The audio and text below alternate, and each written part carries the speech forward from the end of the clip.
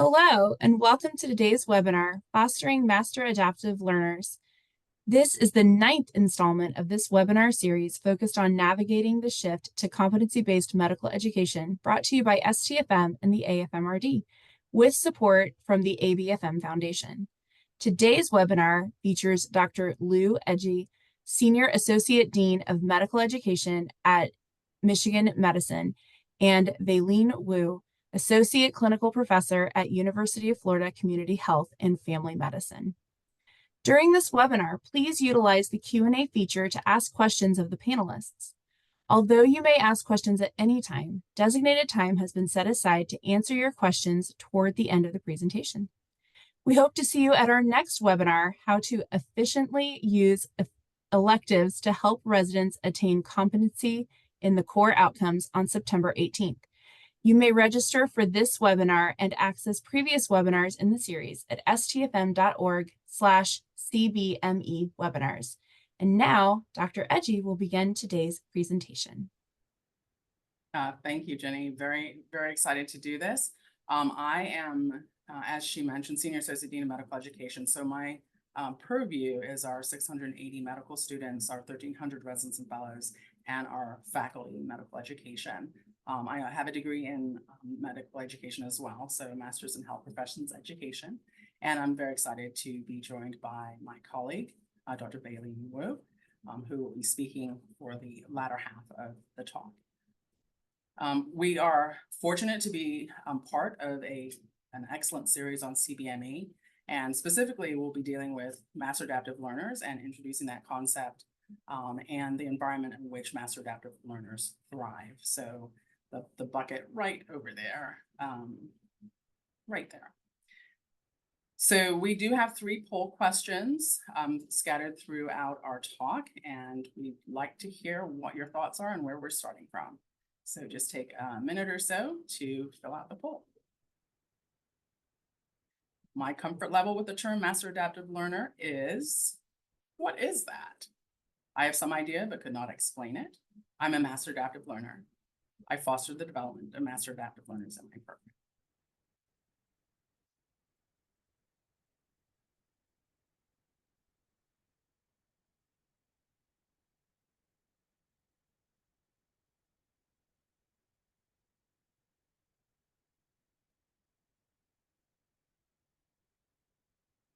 Okay, that is a fair place to start. So people have heard of it, and we'll go ahead and get started then. Our objective really is to go ahead and talk about rapid change and how we assimilate into that space and how we have our learners keep up. And so usually at this point, when it's not a webinar, I actually have people go ahead and tell me what they think this picture is of. It's actually a painting that was done by Banksy, and it was auctioned off for 1.4 million pounds. While it was being auctioned, as soon as the auctioneer's gavel hit, the painting started to shred through the bottom of the screen. And that really brings to mind family medicine residency education. When our residents leave, they have a clearly defined knowledge set that they take with them. The issue is, though, that with rapid changes, that changes as well. And so the question is, how do we actually determine that their knowledge is decaying? How do we go ahead and teach them to continue to learn? And so the objectives of our talk today are really going to be to understand the Master Adaptive Learner conceptual framework, to gain tools to incorporate that framework into curricula, and then to understand the clinical learning environment in which MALs really survive, but also thrive. So Peter Denson spoke about the doubling of medical knowledge. And then back in 1950, it took 50 years for the amount of medical knowledge that's out there in the EVA to double. In 2020, it's 73 days. And in 2050, it's predicted to be 30 days. And so the way we teach our learners has to change. It's not just giving them information and helping them learn, but it's important that we continue to have them continue to learn, and we teach them how to continue to learn. It's so stark, in fact, that what was learned in the first 3 years of medical school, by the end of the decade, will just be 6% of what somebody has actually learned, which is scary and daunting. And so this conceptual framework is one to actually help us get our arms around this. Clearly and simply, we will not be able to just add material and have people learn more. We have to have a strategy that's more substantive than that. So every 26 seconds, there is a new journal publication. When we were in COVID, there was a huge increase. This is February of 2020. The number of articles that were published at the beginning of the pandemic had gone up so steeply compared to those for SARS and MERS. And so the issue again is, how do we sort through this speed science, this rapid production of new information?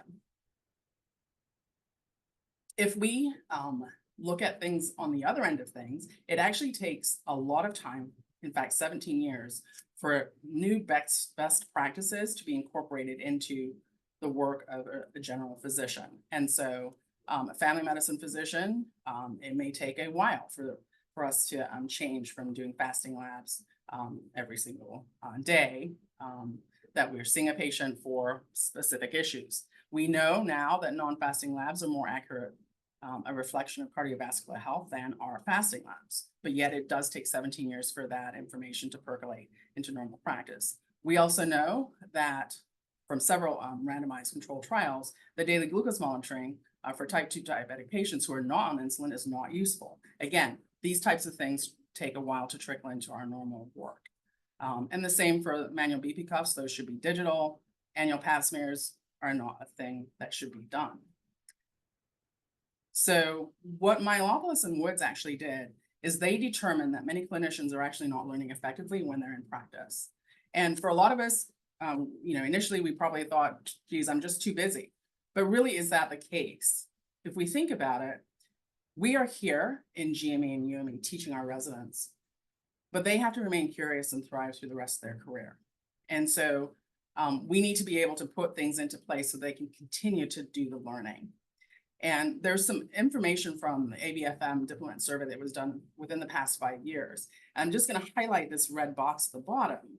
It said that there was significant change in practice population for 50% of them, and that 65% of them, these are again late career diplomates, have worked in more than 3 different practices. And so not only do we have to have folks be able to adapt to the things that they're learning, but also fundamentally changing how they think about approaching patient care as well.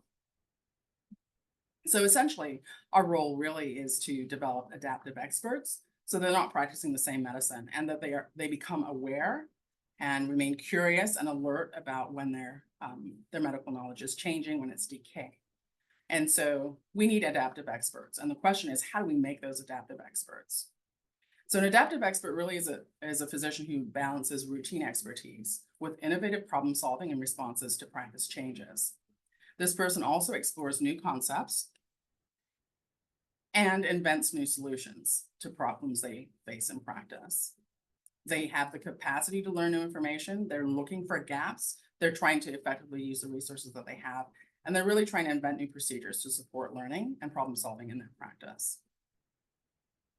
Preparation for future learning requires reflecting on practice. And so we'll talk a little bit about the fact that you need to create space for that reflection to occur. There has to be recognition that routine expertise is not working, and an environment, a clinical learning environment in which it is welcomed when a learner approaches us and says, are you sure is that the best way to do something? And then critical thinking, again, to challenge current assumptions. And so one thing that we do know from literature that was done by Bill Couture and his group is that master adaptive learners become adaptive experts. So the next phase of this, we're going to just talk about the components of master adaptive learners and how we can think about this concept. So the model framework really has 4 gears. It also has some batteries, which Dr. Wu will go over in a bit. But the batteries really talk about the engine that fuels these gears and keeps them going. But as far as the gears go, there are 4, and I like to think of the acronym PLA, so planning, learning, assessing, and adjusting. And we'll just talk initially about planning. So the planning phase actually starts with identifying a gap. And Schoen described this Schoen surprise of this uncomfortable feeling of not knowing something. I call it the reverse aha moment, this cognitive dissonance, this this feeling that, geez, oh, Pete, I don't know what that 7.1 ABG pH means. What should I do about it, for example? And that uncomfortable feeling, too many times we actually hear that whisper that becomes quieter and quieter and quieter, and we don't do anything about it. And so how do we go ahead and make sure that our learners are actually tuned in to understand and feel that discomfort, and then take advantage of the learning that actually optimally occurs in that space? Are we creating space for optimal learning to happen? Again, it's having the learners understand and really register intentionally the discomfort they feel in knowing or not knowing something.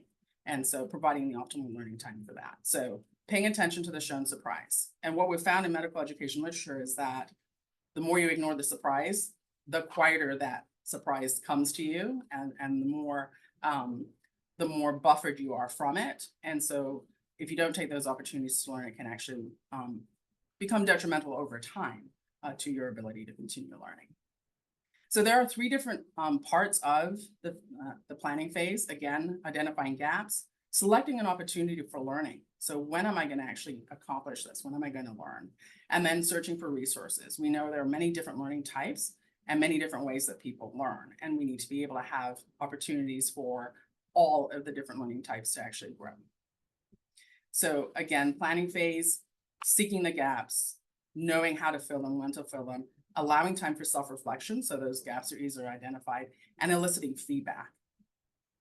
We also know that when we talk about an opportunity for learning, information that MALs use are only useful in as much as it is relevant, valid, and requires the least amount of effort to obtain. Residency is busy. They'll look for the best way to get the most accurate and useful information in the shortest period of time. So for me, as a program director, back several years ago, one of the things I had to fundamentally do was realize that there are some learners who actually use different resources, and therefore I'd have to change my budget. So for example, interns typically are going to be doing their inpatient rounds and going ahead and doing, taking care of patients in the outpatient setting in small increments of half days through the year. And rarely would have time to go to, let's say, a huge conference for their CME. And so what we were doing in our community was actually going ahead and backloading. So the second and third years got more CME money to go to conferences and things like that. But what we found is that going ahead and actually front loading actually helped the learners who, for example, may have been interested in using podcasts. Primary care rap, for example, was something they found useful. So being able to invest in resources that didn't conform to the standard process was very helpful. And again, learners learn different ways. Is that hands-on? Is it from a mentor? Is it from interacting with other learners? Is it digital? The planning phase also requires searching, and I talk about human and material resources here. I'm going to bring in the 7 pancake model. This is actually refers to a situation where I was interviewing an applicant for residency, and she had failed her first year of medical school, and then subsequently had aced everything. And so there were a couple of questions I had for her. Number one, how did you actually get back up on that horse after failing the first year and having to repeat the whole thing? And number two, you realize residency is harder than medical school. How are you going to guarantee you're going to be successful in this phase? And she said to me that, if you think about the knowledge you have to digest in one day as one pancake, she said, by the time I got to the end of the week, I should have digested, X number of pancakes, 7 pancakes. But I was still trying to figure out what fork to use. She was still trying to understand how she learns and how she should address and approach this material. Once she had found what fork to use, how she learns best, she was able to digest everything she needed to do. And it was just a remarkable real life example of the importance of really paying attention to each learner's abilities and their approach. So speaking of learning, this is the second gear. This is the point in the conversation where I usually say, how many of you raise your hand if you use a highlighter? And most people will put in the chat, yes, most of the time, some of the time, etc. Guilty as charged. But as far as being a learning tool, it is not a good learning strategy. And in fact, it's been proven in medical education literature to be ineffective. as is underlining and rereading. More durable learning strategies are knowledge retrieval practice, spaced repetitious learning, and concept interleaving. And I'll touch on each of those three right now. So knowledge retrieval practice, I was actually about 13 years ago taking care of a patient. She came in just actually for shoulder injury. So I was doing a shoulder exam and found axillary freckles. And that started a menu of things tumbling through my mind: neurofibromas, cafe au lait spots, nice nodules, mental retardation. And I came to the conclusion that I need to think about von Recklinghausen's neurofibromatosis in this patient. And so you can lump and bump, so you can lump and group. So axillary, to remember things. So axillary freckles are macular colored spots, so are cafe au lait, those could be lumped, easy to remember. Lich nodules are hemartomas, so like neurofibromas, so you could lump those together. But mental retardation and short stature are not things that come readily to mind and connect with this list. And so apart from knowing the underlying physiology of the disease, the best way to actually remember a list like this is to restate from memory. So starting from scratch, shutting the book, blanking the slide. Okay, so I'm going to have you for just the next couple of seconds think about the 6 things that were on the list, because that is an example of knowledge retrieval practice. So again, I would at this point be asking people to put their hand up and tell me what those 6 things were. But that is one of the best ways, and it's proven in medical education literature, to be a durable learning strategy. The second of the 3 is spaced repetitious learning. And if you look down here, you've got learning across there, you've got knowledge on the y-axis. The green is a bolus of active learning. So person starts with a rotation, they learn, they get a little bit more exposure to that same information, they learn more, knowledge becomes higher. They get to the end of the rotation, and unfortunately, this forgetting curve is extremely steep and fast. But if they're re-exposed to this bolus of information at a certain interval, their knowledge will go back up almost to the previous after the end of the rotation. And the forgetting curve, as they are re-exposed, becomes less steep, and the final knowledge is higher. And so there is significant usefulness in re-exposure of information at critical intervals. The last of the 3 concepts is concept interleaving, where you can compare a single topic noon conference, where Monday you're talking about COPD, Tuesday ABGs, etc., versus a half-day single session where you're interleaving different topics that are under the same umbrella. This is a better learning strategy on the right. That's concept interleaving, much more likely to retain that information. The third of the gears is assessing. And while we have rules about PowerPoint and how many words should be on a slide, no more than 7 words across and 7 lines down, this one is a busy one. The purpose of this slide is to show informed self-assessment. And so, number one, what we do know about self-assessment is that we are very poor assessors of our own knowledge. So this qualitative study was done by Joan Sargent out of a team in Halifax, and it was published in Academic Medicine 2010, and looked at the complex milieu around informed self-assessment. That is self-assessment with outside input apart from oneself. And this basically is a complex slide, but it does reflect the complexity of forces that come into play on how a learner receives feedback. The main takeaway is that there are many external and internal factors that influence how we interpret that feedback and whether we decide to ignore it, reject it, seek it, or accept. And I will just give one example. My daughter, Francesca, when she was a little girl, I would tell her something and she'd go to school the next day. She would absolutely not believe a word of it from me. And then her teacher would tell her the same thing the next day. And she's like, Mom, guess what? This really amazing thing, which is something I just told her the other day. This happens with our learners in a much more complex process as well. So your previous experience, with that learner does actually have an impact on what they internalize and learn. Also, for the terminology ones, assessing is a term used for learners. Assessing learners, evaluation is a term used for programs. So assessing is really important. And I will say that, I think of Serena Williams. She did not dismiss her coach as soon as she won her first Grand Slam. she kept on getting coached. And so coaching comes up here in assessing, getting somebody who is not involved in the process of giving grades, but is able to actually go ahead and give independent information. This is actually from a tool of Gwande, who would have a colleague stay back quietly in the OR and let him know what things he needed to improve on. And so that does take some bravery on our part as educators to also role model that seeking of feedback. And oftentimes we don't show how we receive feedback to our learners. The last is adjusting, and this gear essentially talks about incorporating what was learned into practice. And a learner will actually go ahead and take that information. They have to decide whether this information is a unique bit of information or whether it's widely applicable to individuals in the same population and so on. So that does take some time. So we've gone through planning, learning, assessing, and adjusting, PLA. And we want you to take a minute here to think before we give the poll question. You work with trainees, both interns, students, and others. We want to think about how you can engage them to become MAL. So our poll question is, what part of the master adaptive learning cycle interests you the most?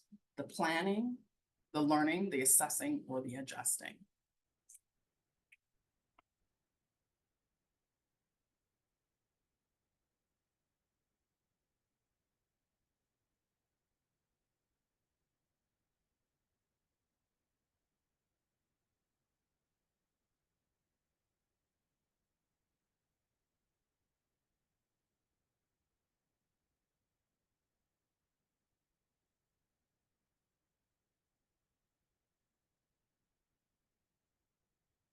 Okay, so it's a mixture, which is a good thing. Hopefully planners, learners, assessors, and adjusters are all in the same program, because different things interest different people, and we can use your skills and interests in different ways.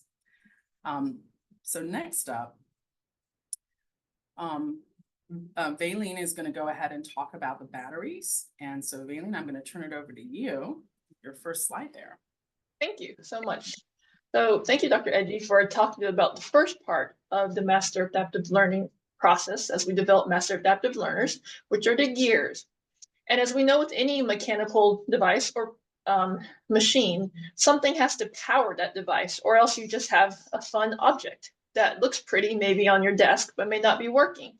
So I want to talk now about the 4 batteries, which are curiosity, motivation, mindset, and resilience, which help power your learner and yourself as you are developing into as master adaptive learners to go through the process of the gears. And don't want to forget I like how it looks like a power button here too, the coaching, because that's really what turns it on for your learners and for yourself. So when you think about the gears, that's the hard work and effort we're putting in.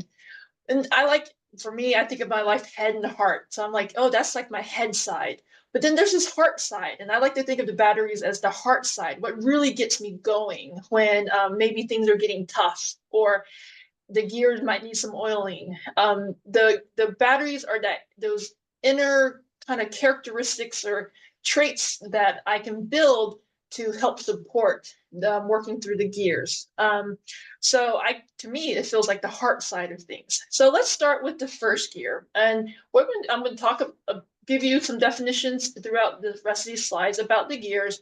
About the batteries. But do know that these are all integrated, as you saw earlier when we talked about the gears. You'll see that these are all integrated into those other four steps. So the first one is curiosity. When you think about curiosity, what's amazing is that we were all born curious. I've never met a child who just doesn't want to climb into everything, touch everything, pull everything apart, break it open. And so when you think about curiosity, it's a skill that we all naturally have. Unfortunately, as we grow up, we may have encountered times in our lives where people have maybe asked us to not be as curious, or we've run into challenges where curiosity had actually maybe been not the appropriate thing into that time. But remember that curiosity that we all have, that why that all kids ask, is that appetite to feel knowledge, information To find information that fills knowledge gap or skill gap. It's also how we make sense of things. That's why we play. We want to see how things work, and want to have you see it as an opportunity. Using curiosity to challenge conventions and assumptions. So this is where it helps us to end those phases, the planning phases and the assessing phases. So thinking of why do we want to develop and foster curiosity within our learners ourselves, is because there are so many benefits to curiosity. One, in the learning environment, it drives learning, and it actually is a predictor of academic achievement. The more curious you are, the more likely you're going to achieve your goals and have more of the academic success. It also, studies have shown that people who practice their skills of curiosity do end up having better well-being, happiness, and less anxiety, depression, or burnout.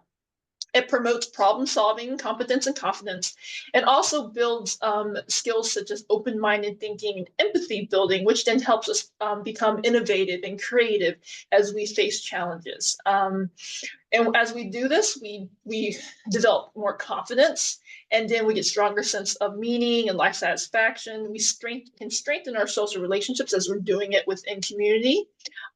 Being able to stay curious in even just relationships as you seek for that understanding can help reduce group conflict. And in the medical field, being curious has also been associated with less medical error or decision-making error. So that's even another benefit besides the learning side, but our careers, why we want to continue with curiosity. And just one thing you probably do in your own daily practice is you're already curious about your patients. So, and you can think about right now, maybe a time when you were that being curious about your patient built that relationship. Like the first thing came to my mind when I was reviewing these slides was I have a patient who's an alligator wrangler. And first, and I thought he was a really tough character, kind of scary looking to me because sometimes the bigger men seem to intimidate me at times. But once we talked about alligator wrangling, he just seemed like a normal person. And that really helped us build a relationship and have, for me, feel more comfortable providing care for him in that setting. So just being curious about things also can help build patient relationships. Those are the benefits of curiosity. So then you maybe think, maybe asking yourself the next question, how do I maintain curiosity? So there are things you can do is simply ask lots and lots of questions. That's one way to be curious. The other way too is to pause. You see something, you're like, whoa, that I get that surprise factor. I'm going to pause, embrace that feeling, and then go, okay, then you can ask questions. Why am I feeling this way? What is going on? Curiosity with experimentation. When you're coming up with a new a solution, trying different solutions out, not expecting not expecting everything to work, but hoping it'll work, but just have that open-mindedness of let's try something, see what the outcome's going to be. And then reflecting, which goes along with the pausing and asking. And then maintaining curiosity can also be just practicing adapting, which goes with experimenting and trying new things. So for residency training, we think about why is this important? Well, residency training, it's a whole new place where you're learning new things, new challenges. And for me, I remember it felt like a roller coaster. And then private practice feels like a roller coaster sometimes too, of just having to take on new responsibility. So you want to create in your residency program that environment where it's safe to do this, so that you walk away without too much nausea and vertigo after you've gone through the process of training. So building the skills of curiosity helps our learners and ourselves be able to weather the ride of expectations and responsibility. So how do I encourage curiosity in others? So in this next slide, I just have 3 simple points. As many things are better modeled and caught than taught sometimes, especially for these batteries. You can model this by sharing questions that you're having. Whether it's, oh, that was interesting, I'm not quite sure I know the answer right off the top of my head, or usually these guidelines change about every April, and it's April now, so let's go and see, is there a new guideline out? I know for me it was really cool 2 months ago, I had a student just like, hey, how do you calculate pack years? From cigar smoking, I was like, I've actually never thought of that question. So we went and we actually Googled and found a pack year calculator for cigars. And I was like, this is amazing. So being able to do that alongside with your learners and answering and modeling, looking up answers for questions. Fostering the dialogue, you yourself spearheading a question, and then also predicting items. So bring in the element of suspense. Be like, okay, I had this question. We think these might be the three possible answers. Let's all make a wager or a bet. What do we think is going to be the right answer before we look up the actual answer? Or before you go in to see a patient, making it kind of in a way fun, and that suspense also helps us, Dr. Edgy talked before, help us continue to listen to that surprise factor that comes up. But this, and then the next battery is motivation. So this one is, I'm going to spend not too much time on this, but it's basically, you think about it, it's why something starts and then why it ends. Because motivation helps something go on. And then sometimes if there's not like a full-on end date, you see things peter off. A lot of times you can go, oh, the motivation fell off. So there's two types of motivation, intrinsic and extrinsic. Extrinsic being things like pay or grade, and the intrinsic being supported by ourselves. And with the intrinsic motivation, we want to leverage this. We really do want to support this because you build self-efficacy and interest. Have you ever heard of grit? This is that passion side of grit. We want building intrinsic motivation.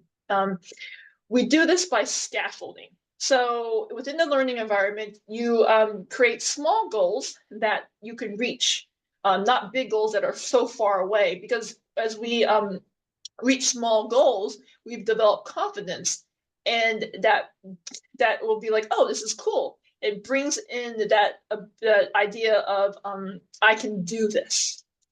And then giving relevant, specific feedback as well can help your learners continue building their intrinsic motivation. And then inviting cooperation. So when you're giving a didactic or working in clinic with multiple learners, you can do small group and problem-solving activities. And then again, yourself role modeling, staying intrinsically motivated when times get tough in this setting. The next one is growth mindset. This is probably the one that I suspect most of you guys are the most familiar with, because growth mindset has been talked about in multiple settings. If you have kids, I believe it's quite permeated the elementary school teaching model at this time. But I like this quote by Bob Dylan, that we have never arrived, we are in a constant state of becoming, because I think this quote really does illustrate the growth mindset, that we can always be. It's not the idea of this is what you are. So the next slide, I just want to show you, this is, when we think of a growth mindset, you got to think there's the opposite, a fixed mindset. So these are some things that may go through your mind or your learner's mind when they're in either mindset. So a growth mindset is going, yeah, I can learn anything I want to. Whereas a fixed mindset may be thinking at that time, I'm either good at this or I'm not. A growth mindset says, when I'm frustrated, I persevere. But a fixed mindset may say, when I'm frustrated, I give up. A growth mindset says, I like to challenge myself. The fixed mindset, I don't like to be challenged. Growth mindset, when I fail, I learn. Where the fixed mindset says, when I fail, I'm no good. Growth mindset, I like being told that I try hard. Whereas a fixed mindset would rather be like, I like being told I'm smart. In the growth mindseted person, you'll see that they may show that if my classmates succeed, I'm inspired. Or in a fixed mindset, my classmates or colleagues succeed, I feel threatened. The growth mindset believes that my effort and attitude determine a lot, everything. Whereas the fixed mindset may be thinking my abilities determine everything. And then I like to bring the concept of grit, which we're not talking about here because I think it's a sister concept. But a growth mindset is like, yeah, I'm building grit. I'm building my passion and I'm persevering. Whereas a fixed mindset may be like, oh, I feel irritated. What's going on? I have found in my life that when I get these feelings of irritation, I'm probably in a fixed mindset at that time. And it helps me go, okay, I'm in a fixed mindset. What can I do to lean into a growth mindset? So before I talk to you about that, in the next slide, as faculty, as we're working and coaching with our learners, when we talk we can think about reminding them in the growth mindset, it's all about learning. Mistakes are cool. We're going to capitalize on them. And I've got some gaps. We're going to confront them and overcome them.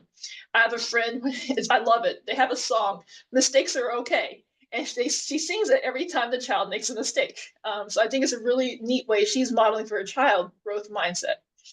And then you can recognize in your fixed mindset when we in your learners, or when we are headed to a fixed mindset ourselves, that we maybe think it's about me and we're tending to hide our mistakes or wanting to conceal our deficiencies. So a couple of pointers about a growth mindset is that it's not completely binary. Everyone at some point, you're in a mix. You're either in a mix of a fixed and growth mindset. You're just either leaning one way or the other. And we want to lean more growth mindset.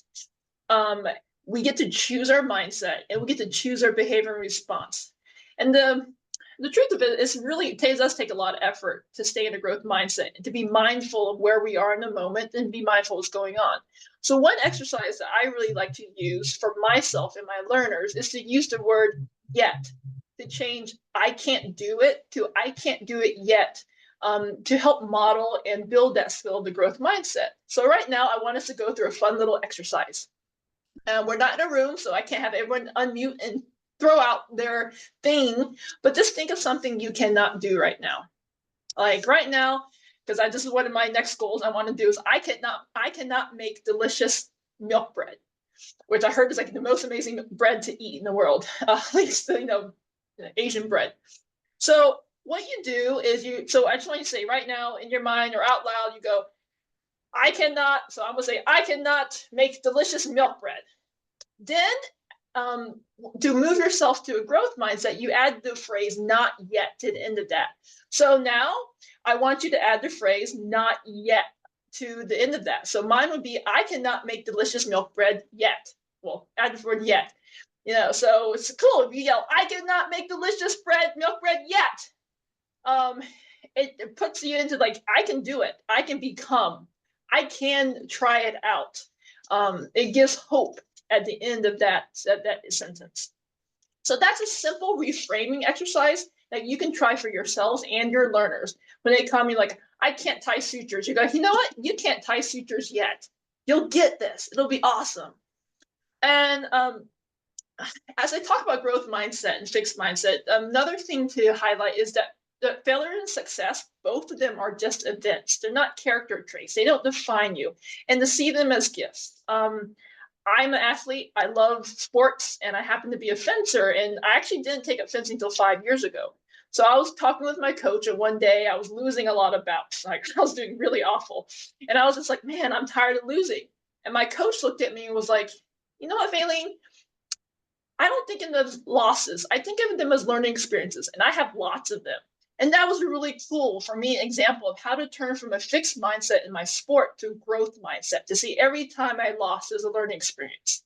And every time I would succeed, also another learning experience. So this is a way I'm modeling for you kind of some framing exercises I've gone through in language, how I'll talk to myself and my learners. I do want to acknowledge the tension about this, because we talk about effort being key. The effort is not everything and equal. We do have people who have different resources and opportunities. We do know that rich, educated, and connected effort does work better. And if you have less resources, you're derailed more easily. I bring this up because whereas in the residency program, you have learners from all different backgrounds. So it's also good to know as you create that environment to know where your learners are coming from. But on the flip side of that, what's really cool is our potential is not predictable.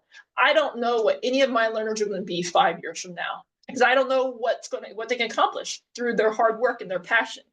And I like to remind myself, even geniuses still had to work hard. They, like Mozart, still had to practice. And luckily, we get to choose what we want to devote effort. So this ties into a lot of where our new electives are coming in with our programs. Our residents are now get to choose where they want to devote themselves to. And finally, resilience. And resilience is defined as the capacity to recover quickly from difficulty, to absorb impact and move on. I like to kind of compare this to the perseverance side of grit. If you understand, that's another concept. And resilience is kind of the idea of being kind of like bouncy, you get hit, you're like, oh, I come back. Or you see those little kind of like gel-like molds, something impacts them, it vibrates through, and then they come back to what they were before. That's kind of the idea in a picture of a resilience. Our metals that have been taken through the fire, they're resilient because they've been put through the fire and all the impurities have come out. And anything that tries to break them, it doesn't. But they still had to go through the fire to become resilient. So, and we're looking at resilience, how to bounce back, because this is the idea of being able to come back from setbacks. Dr. Ailes, who was a psychologist, he is now since passed, came up with this acronym that I really like, and it's called SAVES, the Resilient SAVES, which stands for social connection, attitude, values, emotions, and silliness. I will encourage you to actually listen to his YouTube talk on this, so that you can have a greater understanding of these concepts. But I want to highlight the social connection a little bit, because we do know that community is key for how we develop. And being in community helps mitigate some of the feelings of burnout, depression, and anxiety as we share common experiences. I also like to highlight, this is from Stern, as he wrote on professional identity formation, because some of these batteries are also, we can think of part of our professional identity formation. And in his paper, he highlights these concepts that doctors are human, that this is really good to remember, that we make mistakes of knowledge, technique, and judgment. But what characterizes us as physicians is not infallibility, but that personal professional obligation to strive for excellence, humanism, accountability, and altruism. So I like to think how the batteries are what helps undergird, in a way, some of these this professional identity development too. Coaching, which we aren't talking about too much here, because coaching has already been addressed in the webinar. Just remind you, that's the bridge.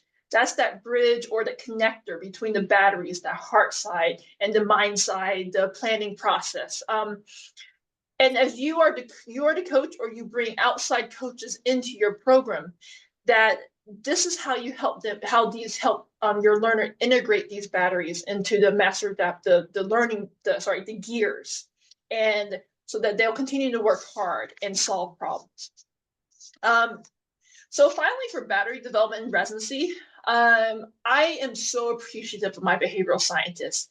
Like, they know this is actually their wheelhouse, the battery development. This is what they've studied, and they know how to get into the nitty-gritty of what's motivating our learners, even us at times. So I want to encourage you to lean on, embrace your behavioral scientists, really bring them into this process with you when you're going, oh, how do I do this? Continue to role model the use of the language of batteries, being like, yeah, I want to be curious about this, and I want to continue to grow. Role model seeking the development in your own life, which you do that, as you're talking with your learners. You can even talk about the clinical experiences you're having, or maybe there's something you're working on that you want to get better at, and you're saying, hey, this is how I'm addressing, I'm tackling it because I had these questions. I know it's going to be hard, but I know I'm going to get there because I'm not there yet, but I will be. And then think of integrating that coaching element to all aspects of your curriculum, whether it's like check-ins of coaching, or something at the end. So what I want to do right now is your third poll question, think question. Take a few seconds or minutes, and right now write down how you rejuvenate yourselves or rely on each of the batteries, which are curiosity, motivation, mindset, and resilience. So how do you already continue to develop those batteries in your life? And then the poll question, which is the next slide, is going to be, which of the batteries are you interested in learning more about? What are you going to maybe search the literature for later? Would it be curiosity, motivation, mindset, or resilience?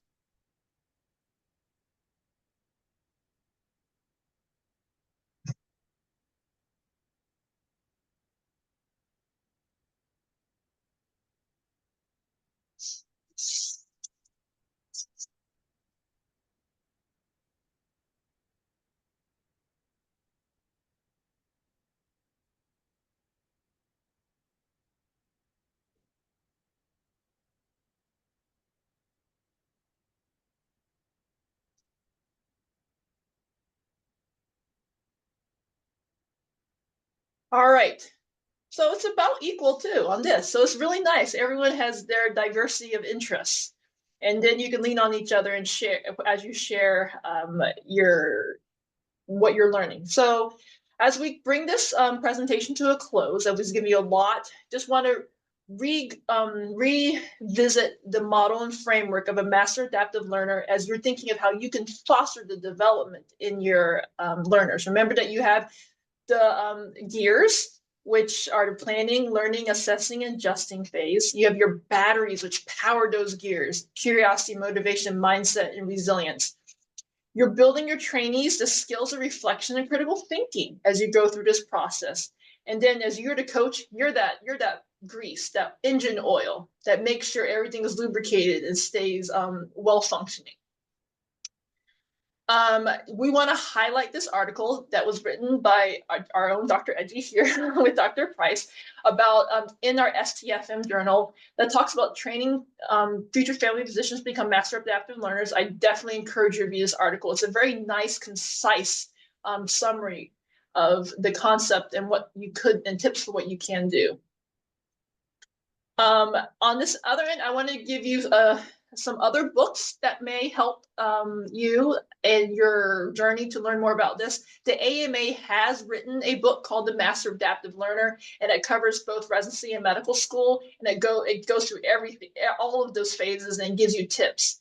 There's Mindset by Dweck for the growth mindset. Grit, which is the sister concept. Peak, I really like. Anders Ericsson talks about deliberate practice, which is the whole gears process. The Dip's an interesting book. I put it in there. It's a little different, but I want to put a different, maybe another way of someone writing on it. And that one talks about, when choosing what you're going to do. And then there's a couple books, these other books on integrity and humility, which is the freedom, self-forgetfulness. I thought it'd be interesting if you want to read those books as well. So just a reminder, today's objectives were that you would understand better the Master Adaptive Learner conceptual framework, that hopefully you gain tools to incorporate the Master Adaptive Learner framework into your curriculum, and to understand the clinical environment in which our Master Adaptive Learners thrive. So in summary, remember, we have this amazing, wonderful privilege and responsibility of preparing our learners for future learning. Future adaptive experts start as master adaptive learners who understand and practice the process of planning, learning, assessing, and adjusting. And then we intentionally provide that learning environment, that culture that fosters this development through coaching and building up the skills of curiosity, motivation, mindset, and resilience. So we thank you for your attention. We're going to go to our questions. I already have one question here, Dr. Edgy. If you could, there's the slide on resilience, which was the saved. One of our participants wants that slide again, but I'll go ahead and tell you the second S is silliness. So he asked what the second S was, which I really like. I will tell you, one of my program director and I had a moment where we were just having a lot of struggles. There was this really tense time in our program, and we just had a silly moment one day. We busted out singing Grease songs in the middle of precepting, which was so great. It really, I think, helped build us it built a little bit of our resilience as we were going through a trying time. So silliness is another wonderful way to build community and silliness.